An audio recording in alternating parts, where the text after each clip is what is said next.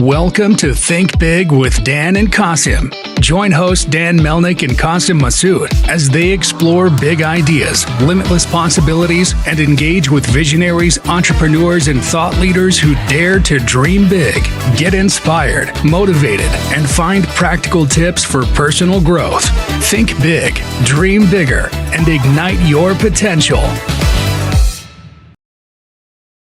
Think Big with Dan and Qasim. I'm Mateen filling in for Qasim today, and our guest today is Michelle. So, Michelle, if you want to go ahead and introduce yourself, tell us where you live and what you do for a living. So my name is Michelle Messina-Campobasso. I am the Chief Marketing Officer of Look Remodeling, and we've been doing it since it's family-based owned, and we've been doing it since 1999. Awesome. So, how did you go about starting this company? Especially the family business that can be very challenging for any family to go and start something. So we actually started doing flipping and turnkey and all that kind of good stuff back again in 1999 when it wasn't so cool. So I was out there with like just me, myself, and I. My husband's a general contractor, just going out there and just kind of making it happen for ourselves. We were working on getting a family, and we just knew that at the time, I'm from Chicago. My husband's from Italy. And at the time, we were like, okay, we're gonna flip so many houses, and then we couldn't afford to go back to Chicago. So like we were thinking, okay, strategically, we got to flip so many houses, and then we're gonna go back to see our family. And when just things started happening for us, I was in telecom, and my husband was working at Home Depot at the time. And he's just like, this isn't working out for me. Like I have so many ideas, and he's just so talented, had so many ideas that he wanted to do to make things better that I just said, listen, together, let's just go and make this happen. Literally, he's from another country. He speaks several languages. He started that trade in Italy. And me, I'm an entrepreneur by myself, like ready to go and make things happen for my family. So I was like, well, I'm going to go out there and just find all the rich neighborhoods in Dallas and put our flyers out and just kind of make things happen. And, just with the economy the way it was just different. So we just took a chance. That's awesome. So, and in those times, can you talk, about like, I'm sure your strategy has changed from, starting in the late 90s to what you're doing today. So can you talk about like, how your business kind of like evolved over time and, obviously surviving 07, 08, like the crash. So, what was that like? It's crazy because we just did so well. I don't know if we thrive on it. First and foremost, like you really have to hustle. And that's number one. Like you just have to believe in yourself because we've been screwed over so much. Technology obviously has changed. You have to have social media. I wish I could be better at it, but I'm old. So like the TikToks and stuff, I'm not really proficient in. So we're like right in the middle of hiring social media right now. Cause I'm like, I don't understand all this stuff. So it's kind of funny, but our height of our success has been when the economy has done its worst, which is kind of insane. It probably doesn't even make any sense because just to talk about like back in the 90s when that crash was going on, we were still flipping houses and we were having a hard time selling our house, but for some reason, the work that he does and the crew that he has and the passion that he has for people make us successful.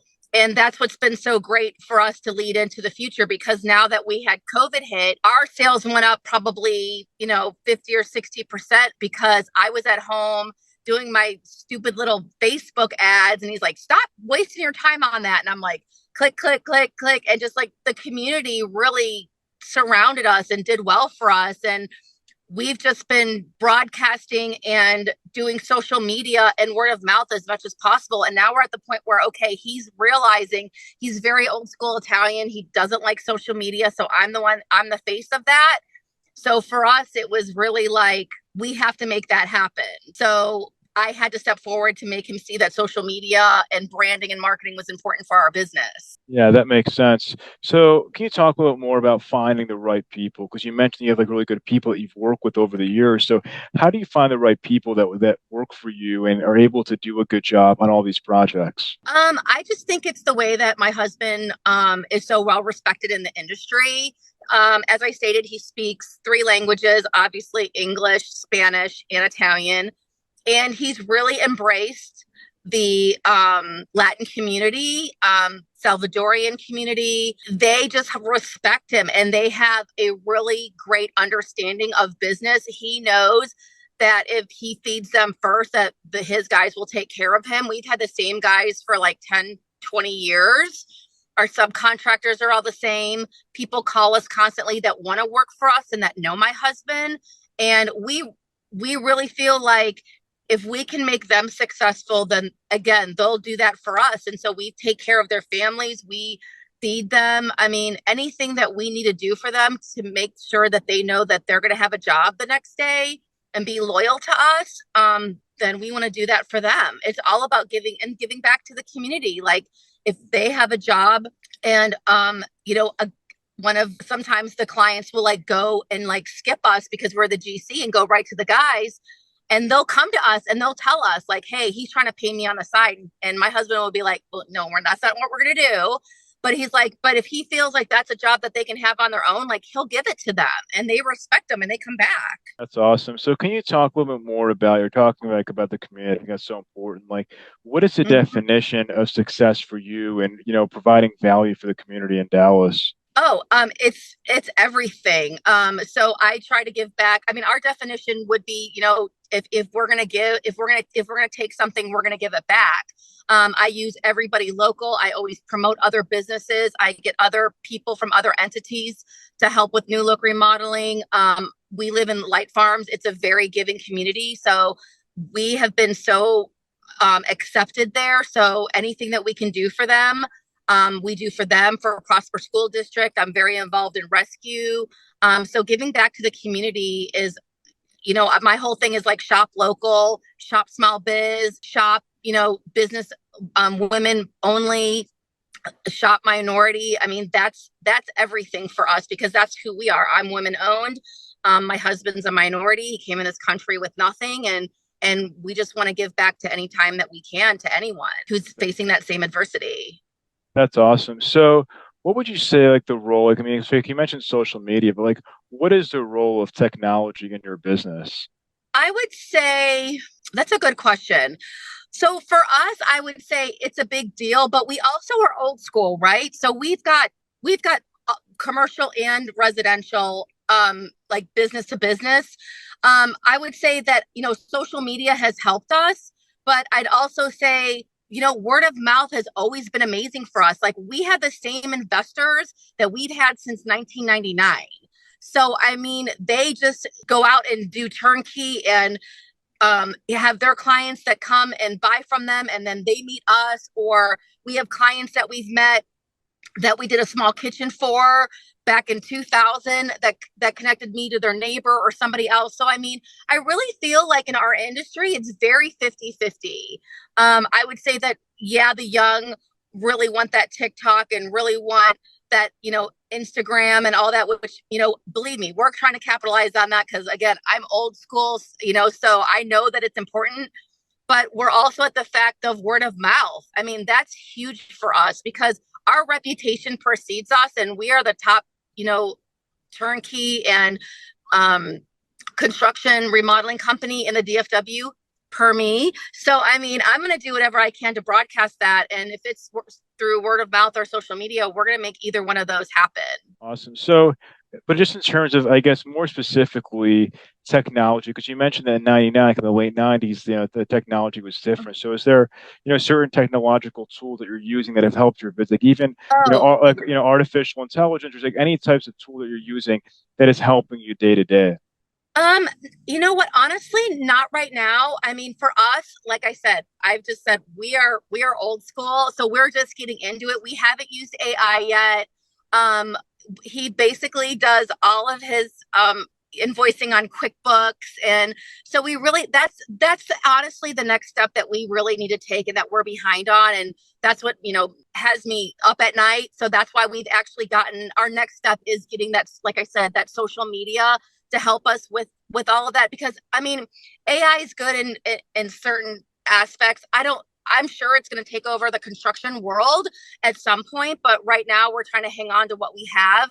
So again, yeah, social media, what were you, LinkedIn, is really good for me right now.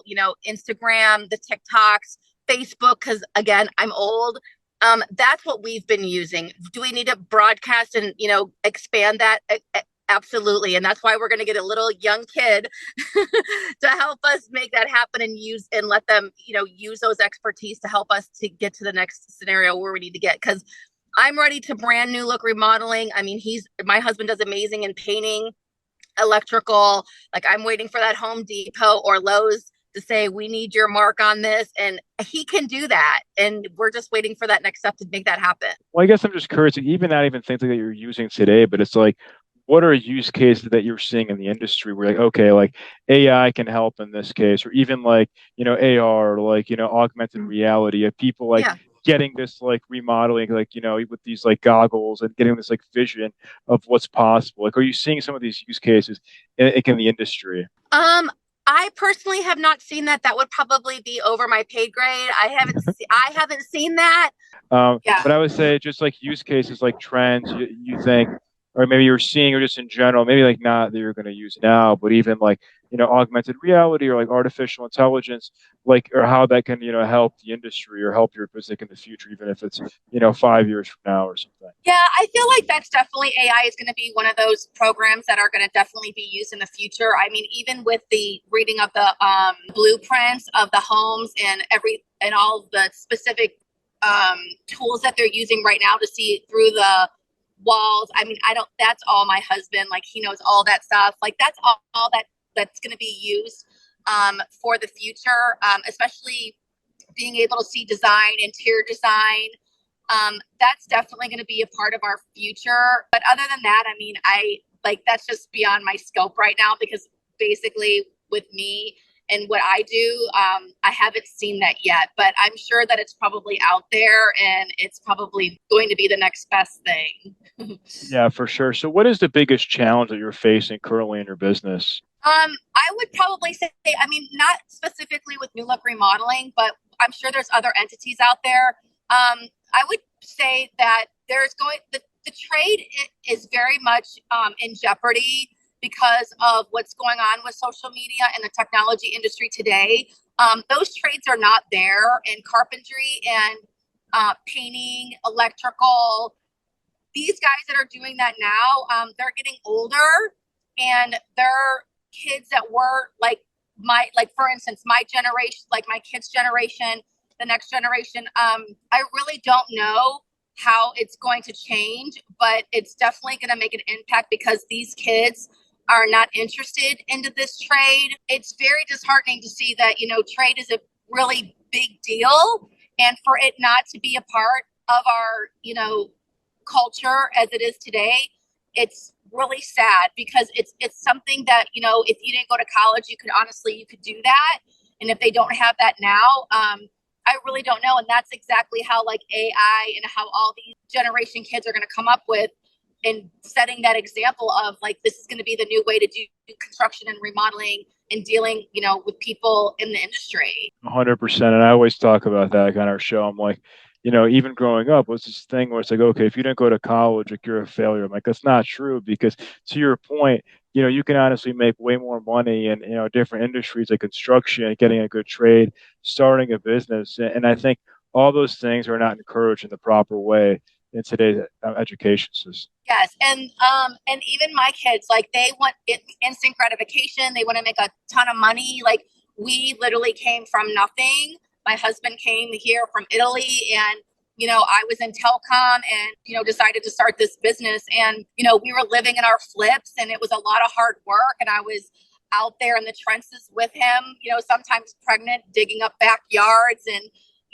my dad, who recently passed away, was really involved and helped us and molded us. I mean, I was passing out flyers. That's how old I am. So it's like, it's different. And if we don't have that generation there that wants to work, I don't know how it's going to be. It's, it scares me to think that a robot is going to build our homes, in our buildings. But I mean, that's what it's looking like. I mean, even when we had like that big freeze in Texas, here in Texas, we were doing well, but that's because there wasn't many people to call. And I think that those people that are coming in in here and that are migrating to Texas, you can't trust everybody. I mean, that's a whole other subject. But when you're talking about the industry and how it's changing, I mean, that is huge in itself. I mean, I have people that call me constantly because there's not enough people, and they're coming here and they're doing these jobs, and then they're leaving the job and taking the money. It's like I've got to educate those people to know that you just cannot hand over a check because someone arrives at your door and you get a better deal from someone.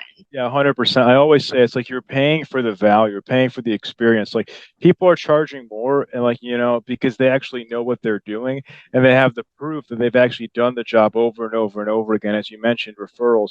I mean, that's so important because as you said, I mean, you've been doing it for over 20 years. Like you have all the social proof of all your success. And I think those things are so important. Yeah, absolutely. It is just a lot of people who come to us, that have, I guess I would say, that bad experience. It just makes everybody else look bad.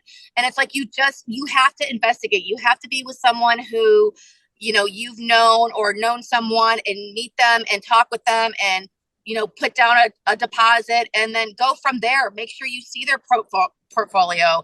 Make sure you know them in the community. It's so important because all these people that are coming up, they're overcharging. These people that are coming from California, they have the money, but why would you want to waste your money on someone who can't do the job? I mean, we have connections with interior designers, with other painters, with other, electricians, with other small businesses, with top 10 realtors, DFW realtors. I mean, we are well known and respected, and it just shows because we don't do a lot. I mean, the marketing that I do, granted, it's not like astronomical, but we're being able to feed our kids. We're being able, to put clothes on their back and be able to, pay our mortgage. And so that says something because the respect is there. So, and now it's just, again, just taking it to that next level. But it's always important to educate and just to let the people know and the community know that there's certain people that you have to stay away from and within any business, and that's what's the biggest, challenge, right now is like, once you have that reputation, yes, of course you want to keep that, but you also don't want to have that reputation for others and let that precede you because it will end up killing your industry. 100%. So can you talk a little bit more about when you first got started? Because obviously when you first started, you don't have like a reputation. You have to earn it. So can you talk like a little bit more about how you were able to earn it and build? Like we started, obviously get to start somewhere. So what did that look like in the early days? And I guess like what advice do you have for somebody that wants to get started, actually learn and, go through all this hard work and learn honestly? Oh God, I kind of feel like, when my dad, I walked up the snow mountain, like I said, that was me. Like I just would say, always give back 100%, because I know that we've gotten our reputation and we've built what we've had from hard work. Like I said, the people, I mean, it's just redundant at this point, right? Because like we've been doing it since 1999. We have people that trust us. We get current referrals constantly, and they're all from, someone who knew us. Our face on social media is prevalent. We won McKinney 2016 because of the prevalence that we had on marketing back then. And that's what I was doing back then. So, staying consistent, always giving back, always treating your people great. I mean, being hungry constantly. You have to stay humble no matter what. I mean, that there's enough for everybody. And that's how I think my husband has been so successful as well, is because, again, he always wants to give back and he always makes sure that his people are taken care of. And you have to know how to negotiate because, again, with the influx with everyone that's coming here, people always want the cheaper deal, but he always puts his people first. So he makes sure that they're paid. He makes sure that they're taken care of. I mean, those are like the top 5 that you have to, make sure that you take care of the things that you take care of in your business, your family, your customers, your main crew, and then your subs, and then making sure you take care of the community. And like I said earlier, I'm like, if you charge more, you're charging more for a reason. It's like people always want the deal, but you get, I always say you get what you pay for. And I think that's so important. So if we're going to have this conversation again in 1 year from now, where do you expect things to go for your business? Oh gosh. I just want to be bigger and better. I mean, I want to be, I want to be at the point where my girls are going to be taking over and, running I mean, they are doing the business, but I would like for them to like take over more of the business. I would definitely love New Look's name to be out there a lot more in Dallas, to know that we are one-stop shopping, that we can do it all, whether it's residential or commercial, and that we can actually overcome and just take over the DFW, and then, having everyone calling us, being on Oprah type stuff. Well, we've been asked to do a reality show because we're such nuts, but I was like, we can't do that because we're too much. That'd be great. I mean, you just never know. I think anybody can start like a reality show. It's so easy in 2023. You just get a camera crew to follow you around, and you get some editors and just post it on YouTube, and that's it.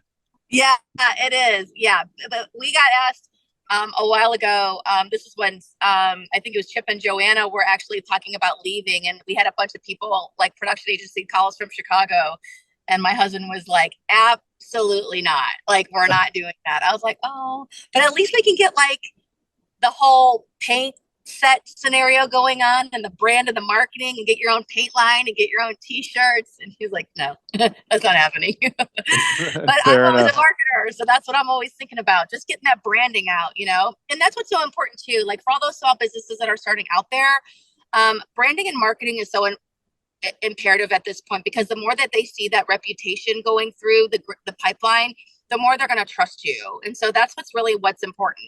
Yeah, absolutely. So if somebody watching this wanted to reach out to you, do you mind sharing like your company website or social media handles, like the best way for somebody watching this to get in contact with you? Yes, absolutely. So I'm Michelle Campobasso, and I'm at 469-688-4024. My husband is Severio Campobasso. He's at 469-688-3498. We're at www.nlremodeling.com. Awesome. Well, Michelle, thank you so much for your time. It was a pleasure. We're rooting for you. Hopefully one year we can chat as you guys keep growing and serving more people in DFW. Thank you. Thanks. All right. Thank you. Bye. Bye.